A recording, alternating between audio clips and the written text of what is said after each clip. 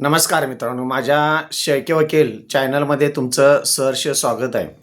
मित्रांनो, तुम्हाला विनंती आहे की जर तुम्ही चॅनलवर नवीन असाल तर कृपया करून चॅनल सबस्क्राईब करा. कारण प्रत्येक व्हिडिओमधून तुम्हाला काही ना काहीतरी कायदेशीर गोष्टी ही चांगल्या पद्धतीनं तुम्हाला ऐकायला मिळणार. त्यामुळं कृपा करून चॅनलला सबस्क्राईब करा, म्हणजे हे व्हिडिओ तुमच्याबद्दल जास्तीत जास्त पोहोचतील. तर मित्रांनो, आजच्या व्हिडिओमध्ये आपण फार महत्त्वाचा विषय पाहणार आहोत. हा विषय असा आहे, जर आपली कोर्टामध्ये केस असेल तर प्रत्येक तारखेला आपण हजर पाहिजेच का? का हजर नाही राहिलं तर चालतंय? तर या संदर्भात आजच्या व्हिडिओमध्ये पूर्णपणे आपण पाहणार आहोत. त्यामुळं व्हिडिओ स्किप न करता का पहा, प्रत्येक पॉईंट आणि पॉईंट फार महत्त्वाचा असतो. ज्यावेळी मित्रांनो तुम्ही कोर्टामध्ये वादी म्हणून किंवा अर्जदार म्हणून किंवा फिर्यादी म्हणून कोर्टामध्ये केस दाखल करताय, त्यावेळी फार महत्त्वाची गोष्ट आहे की केस नंबर पडले जातात किंवा दावा नंबर पडला जातो किंवा अर्ज नंबर पडला जातो आणि प्रतिवादी असतील, विपा असतील किंवा आरोपी असतील यांना समन्स जात असतो.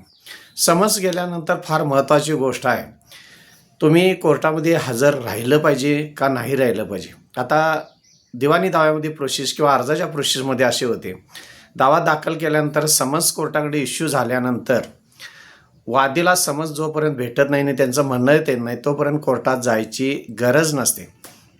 आता फार महत्त्वाची गोष्ट आहे, कोर्टात जायचं की नाही जायचं.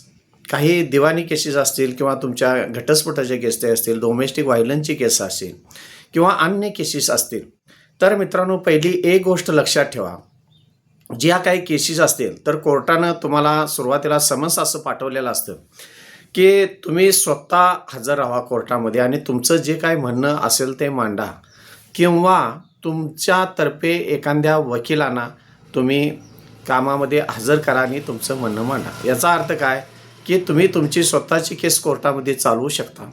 तुम्हाला जर चालवता येत नसेल किंवा काही अडचणी निर्माण झालेल्या असतील किंवा तुम्हाला वकील नेमायचा असेल तर तुम्ही तुमच्यातर्फे वकील हा नेमत असताय. त्यामुळं मित्रांनो, इथं पहिला फार महत्त्वाचा मुद्दा आहे, तुम्ही कोर्टामध्ये हजर असला काय किंवा नसला काय, तुमचा वकील हजर असला की तुम्ही प्रत्येक तारखेला हजर आहे असं कोर्ट समजत असतं. त्यामुळं दिवाणी दाव्यामध्ये किंवा घटस्फोटच्या किंवा पोटगीच्या किंवा तुमच्या आणि नांदा येण्याच्या किंवा नांदा नेण्याच्या केसेसमध्ये तुम्ही प्रत्येक तारखेला हजर राहावं असं काहीही मित्रांनो नाही आहे. त्यामुळं फार महत्त्वाची गोष्ट आहे, प्रत्येक तारखेला कोर्टात हजर राहावं की नाही राहावं. तुम्ही स्पष्ट मत आहे माझं मित्रांनो, तुम्ही कोर्टाच्या ज्या काय काम चालण्याच्या स्टेजेस आहेत त्या तुम्हाला स्टेजेस समजल्या पाहिजे आणि त्या मेन स्टेजेसला तुम्ही हजर राहणं गरजेचं आहे. अन्यथा तुम्ही कोर्टात हजर नाही राहिला तरी चालेल. आता दिवाणी दाव्यामध्ये कोणत्या स्टेजेसला तुम्ही हजर राहणं गरजेचं आहे हे पहा मित्रांनो. पहिली गोष्ट म्हणजे ज्यावेळी तुम्ही दावा दाखल करताय, समज जातात प्रतिवादीला, आपल्याला फक्त उत्सुकता असते की काय झालं, लागू झाल्यात का नाहीत, काय झालं. म्हणून आपण काय करायचं आहे मित्रांनो, ज्यावेळी तुमचा प्रतिवादीचं म्हणणं आलं त्यानंतर पुढची स्टेज कुठली येते त्यावेळी तुम्ही हजर नाही राहिलात तरी चालेल, तुम्हाला त्याची प्रत मिळत असते प्रतिवादीचं काय म्हणणं आलं. त्यानंतर मित्रांनो मुद्दे निघतात, तुम्ही नाही हजर राहायला चालेल. मुद्द्यानंतर अफिडेविट घालावं लागतं. आता ह्या अफिडेविट ज्यावेळी तुमचं घालावं लागतं त्यावेळी तुम्ही स्वतः कोर्टासमोर हजर असणं अफिडेविट करून गरजेचं आहे. ही पहिली स्टेज की तुम्ही हजर राहायला लागतं कोर्टात. त्यानंतर समजा ज्यावेळी तुमचा क्रॉस घेत असतील आणि प्रतिवादीचा वकील किंवा प्रतिवादी हजर असतील आणि तुम्ही क्रॉसला जर नाही हजर राहिला तर तुमच्या विरोधात नो क्रॉस होऊ शकतो. त्यामुळं तुम्ही क्रॉसला हे हजर राहावंच लागतं. समजा प्रतिवादीनं काही म्हणणं दिलेलं नसेल आणि नो क्रॉस करायचा असेल किंवा नो से करायचं असेल तर अशा वेळी मित्रांनो तुम्ही कोर्टामध्ये हजर असणं गरजेचं आहे. समजा युक्तिवाद असेल, तुम्ही हजर राहणं मित्रांनो गरजेचं आहे. ह्या अशा काही दिवाणी स्टेजेस आहेत, तिथं ह्या गरजेच्या वेळी तुम्ही मेहरबान कोर्टात हजर राहणं गरजेचं आहे, अन्यथा राहायची गरज नाही. आता डोमेस्टिक व्हायलन्स केसमध्ये, नांदा येण्याच्या केसमध्ये, घटस्फोटच्या केसमध्ये अशाच पद्धतीनं ज्यावेळी तुम्ही अर्ज दाखल करताय, समजा घटस्फोटचा तुम्ही कोर्टामध्ये अर्ज दाखल केला आहे आणि विपचं तुमच्या म्हणजे तुम्ही पती असाल तर पत्नीचं म्हणणं आलेलं नसेल तर अशा वेळी नो क्रॉस करायच्या वेळी तुम्ही कोर्टामध्ये हजर असणं गरजेचं आहे. किंवा पत्नीनं दाखल घटस्फोट जी केलेला असेल आणि पतं म्हणणं दिलेलं नसेल आणि नो क्रॉस वेळ असेल तर नो क्रॉसचा त्यावेळी तुम्ही हजर आहे गरजेचं आहे. समजा नोटीस लागूच झाली नाही किंवा लागू करून घेतली नाही, हजर झाली नाही, तर त्यावेळीसुद्धा नो क्रॉसचे आदेश होतो, त्यावेळी तुम्ही हजर राहणं असणं गरजेचं आहे. म्हणजे मेन महत्त्वाचं ह्यात लक्षात तुमच्या आलं पाहिजे, ज्यावेळी ॲफिडेविट घातलं जातं, नो क्रॉसची एखादी ऑर्डर होते किंवा आर्ग्युमेंट असतं किंवा अंतिम आदेश असतो, अशा वेळी तुम्ही मित्रांनो हजर राहणं गरजेचं आहे.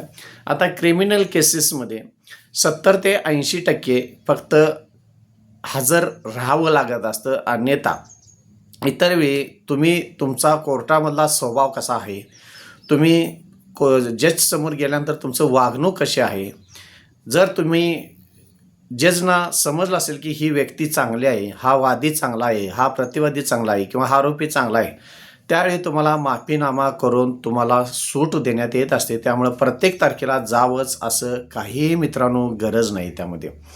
त्यानंतर महत्त्वाचा मुद्दा आहे, ज्यावेळी आपलं काम वकील साहेब आपले पाहत असतात आणि ते प्रामाणिकपणे जर तुम्ही हजर न राहता जर काम पाहत असतील, तर तुम्हाला कोर्टामध्ये जायची कोणत्याही प्रकारची गरज नाही. परंतु मित्रांनो, माझं तुम्हाला असं सांगणं असेल, ही झालं कायदेशीर प्रोसिजर की तुम्ही कोर्टाला जर तुमची केस असेल तुमची कोर्टामध्ये, तुम्ही हजर राहायचं की नाही राहायचं हा प्रश्न कायदेशीर दृष्टिकोनातून आपण आता पाहिला. पण मित्रांनो, माझं सांगणं तुम्हाला असेल, कायद्याच्या दृष्टिकोनातून जरी तुम्ही हजर नाही राहिला तरी चालेल. काही गोष्टींनी काही ठिकाणी हजर तुम्ही राहणं हे मी सांगितल्या पद्धतीने गरजेचं आहे. परंतु मित्रांनो, केस तुमची असते, तुम्हाला घटस्फोट पाहिजे असतो, तुम्हाला डोमेस्टिक व्हायलन्सचा त्रास झालेला असतो, दावा मिळकत तुमची असते, तुम्ही वादी म्हणून केस दाखल केलेले असते. माझं स्पष्ट मत आहे, तुम्हाला हजर राहायचं नसेल तर राहावा, परंतु तुम्हाला जर तुमची केस लवकरात लवकर जर निकाल पाहिजे असेल तर प्रत्येक तारखेला तुम्ही हजर असणं का गरजेचं आहे, कोर्टामध्ये काय चाललं आहे, आपलं काम कोणतं आहे, आपल्याला पुढचे पुरावे कोणते द्यायचे आहेत, आपण त्यासाठी कुठली तयार केली पाहिजे. एखादा शासकीय कागद पाहिजे असेल तर आपण अर्ज दिला तर शासकीय कागद करण्यासाठी 6-6 महिने, वर्ष 2-2 वर्षे जात असतात. त्याचबरोबर कोर्टामध्ये तुमचे वकील हजर राहतात का नाहीत, तुम्ही हजर राहताय का नाही, अशा पद्धतीनं संपूर्ण गोष्टीवर जर तुम्ही लक्ष ठेवलंसा तरच तुमची केस लवकरात लवकर निपटारा होत असते. किंवा तुम्ही हजर राहून तारीख जवळच्या तारखा जेवढ्या घेता येईल तेवढं तुम्ही घेणं गरजेचं आहे. तुम्ही हजर राहिल्यामुळं तुमची आणि न्यायाधीशांची तोंड ओळख होते, तुमचं वागणूक बघितलं जातं, तुम्ही अहवाल कोर्टाले बघितलं जातात, तुमचा प्रामाणिकपणा केसमधला वरून न्यायाधीश साहेब चेक करत असतात. आणि ह्या सगळ्या गोष्टींमध्ये तुम्ही जर उतरला चांगल्या पद्धतीनं, ह्याचा परिणाम मित्रांनो केसवर होत असतो. आणि तुम्ही जाऊन कोर्टामध्ये एक शांतताप्रिय व्यक्ती म्हणून दाद मागण्यासाठी, न्याय मागण्यासाठी गेलेला असता, तुमच्या चेहऱ्यावरून तुमच्या बॉडी लँग्वेज करत असतं की बाबा ह्या व्यक्तीला लवकरात लवकर न्याय द्यावा लागत आहे. मित्रांनो, माझ्या केसेसमध्ये काही पक्षकारांना मी सूचना दिलेल्या असतात की शांत माणसागतीने बसायचं, तुमचा स्वभाव कितीही वांड असू दे, काही असू देत, कोर्टात आल्यानंतर कोर्टाला नमस्कार करणे, कोर्टाच्या ज्यावेळी आत तुम्ही बसताय त्यावेळी धरून एखाद्या माणसाला आणल्या शांत बसणे. आपण न्याय मागण्यासाठी आलो, आपण काय भांडण केलेलं नाही, भांडण करण्यासाठी नाही किंवा राग करण्यासाठी, मारामारी, दंगा करण्यासाठी आलो नाही. तर एक प्रामाणिकपणे तुम्ही सत्यवान आहात, प्रामाणिक आहात, कोर्टामध्ये शांत बसा. आजूबाजूला जे काही प्रकार चालू आहे, न्यायदानाची प्रक्रिया चालू असते कोर्टामध्ये, तुम्ही शांत बसा, तुमची भूमिका मांडा. तुम्हाला विचार मांडण्याचे अधिकार आहेत. ज्यावेळी तुमची वेळ येईल, तारीखची टायमिंग येईल, कोर्ट ज्यावेळी तुम्हाला पुकारेल त्यावेळी एक प्रामाणिक व्यक्ती, शांत व्यक्ती, समाधानी व्यक्ती म्हणून कोर्टासमोर उभा राहा. तुमच्या ज्या काही अडीअडचणी आहेत, तुम्ही का दावा दाखल केला आहे, तुमचं जे गाऱ्हाण आहे ते कोर्टासमोर तुम्ही प्रामाणिकपणे मांडा आणि एक शांतताप्रियेने कोर्टाचं जे काय म्हणणं आहे ते प्रामाणिकपणे ऐकून घ्या. आणि पुन्हा काय त्यांना सांगायचं असेल तर त्या 2 गोष्टी सांगा. तुमची तारीख सांगा त्यांना की साहेब असं मला जरा तारीख लवकर पाहिजे, मग केस असं जर पुढे गेली तर नुकसान होण्याची शक्यता, हे तुमचं वकील सांगत असतात, तरीसुद्धा तुम्हाला सांगण्याचा अधिकार आहे. अशा पद्धतीनं कोर्टाचं जास्तीत जास्त चांगलं मत तुमच्याकडे वळलं पाहिजे. त्यासाठी प्रत्येक तारखेला तुम्ही हजर असणं गरजेचं आहे. हे माझं वैयक्तिक सांगणं आहे. हे काय कोर्टामध्ये कुठं असं सांगितलेलं नाही की प्रत्येक तारखेला तुम्ही हजरच राहिलं पाहिजे. का मी सांगायला आलो आहे, कारण मित्रांनो केस तुम्ही दाखल केलेल्या असत्या, त्यामध्ये केस जर तुमच्या विरोधात निकाल तर मानसिक, आर्थिक, शारीरिक त्रास तुम्हाला होणार असतो. त्यामुळं आपण जे दावा दाखल कोणताही केलेला असेल, मग अर्ज दाखल केला असेल किंवा फौजदारी केस असेल, केस आपली असते ती लवकरात लवकर त्याचं काम करून घेणं गरजेचं आहे. ज्या पद्धतीनं आपण एखाद्या कॉन्ट्रॅक्टरला जर आपण बिल्डिंग बांधण्यासाठी दिलेलं असतील, पैसे उचलले नाही तुझं तू बांध, तर त्यामध्ये त्रुटी राहण्याच्या शक्यता असतात. त्यामुळे तुमची केस चालत असताना तुम्ही स्वतः हजर असणं का गरजेचं आहे. कोणत्याही प्रकारच्या त्रुटी राहता कामा नये. कागद व्यवस्थित केली पाहिजेत, पुरावे व्यवस्थित केले पाहिजे, माहिती व्यवस्थित केली पाहिजे, आर्ग्युमेंट व्यवस्थित झाले पाहिजे. ह्या सगळ्या गोष्टी ह्याला कारणीभूत असतात.